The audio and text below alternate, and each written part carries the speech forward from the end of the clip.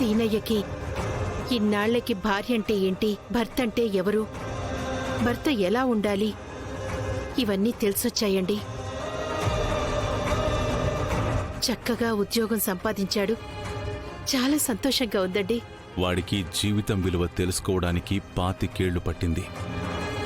ఇక నుంచైనా బుద్ధిగా, బాధ్యతగా, మంచి భర్తగా ఉంటే ఆద్యకి ఎలాగోలా నచ్చచెప్పి మళ్లీ వాళ్ల బంధాన్ని బలంగా మార్చొచ్చు. అదంతా వాడి చేతిలోనే ఉంది. నాన్నా, రామా, అమ్మా, రామా, ఎలా ఉన్నావు? బాగున్నాను రామా. ఎలా ఉన్నారు నాన్నా? బావున్నావు రామా. నాన్నా, మీకు ఒక విషయం చెప్పాలి. చెప్పు రామా. కాలేజ్ గ్రౌండ్ లో పోయినసారి మీరు వచ్చి మాట్లాడారు కదా, కాలేజ్ తరపు నుంచి ఒక టీంని మాతో ఆడటానికి ఫైనల్ చేశారు. ఓకే. ఆ మ్యాచ్ కూడా ఈ నెల 26వ తారీఖుకి జరగబోతోంది నాన్న. సంతోషం. మీ ఆశీర్వాదం కోసం వచ్చాను నాన్న. తప్పకుండా విజయం సాధిస్తావు. అమ్మా, నన్ను ఆశీర్వదించు. ఈ ఆట విజయం నీ భర్త కలల్ని నిజం చేయడానికి దోహదపడాలి. నీ తోటి ఆటగాళ్లకి ఆ గ్రౌండ్ శాశ్వతంగా ఉండిపోవడానికి ఉపయోగపడాలి. కలిసి ఆడండి, విజయం సాధించండి.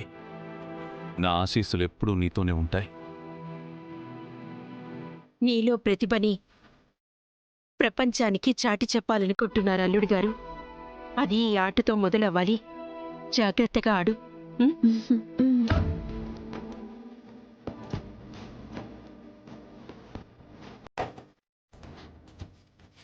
రామా ఈ ఆటలో ఖచ్చితంగా గెలుస్తుంది పెద్దమ్మా.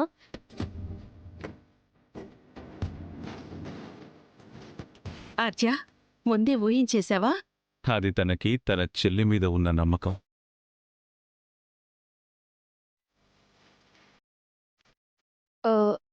అంతకంటే ఎక్కువ భయము, బాధ్యత కూడా ఉంది పెదనాన్న. మీరేం మాట్లాడుతున్నారు? నాకు అర్థం కావట్లేదు ఆద్య. అది పెద్దమ్మా. అమ్మా, ఏం లేదమ్మా. ఈ గ్రౌండ్ని కొనాలని వచ్చిన అతని కూతురు అష్మిత అమ్మ, తను నేషనల్ ప్లేయర్స్ని తీసుకొచ్చి నా మీద ఎలాగైనా గెలుస్తామని శపథం చేశారు.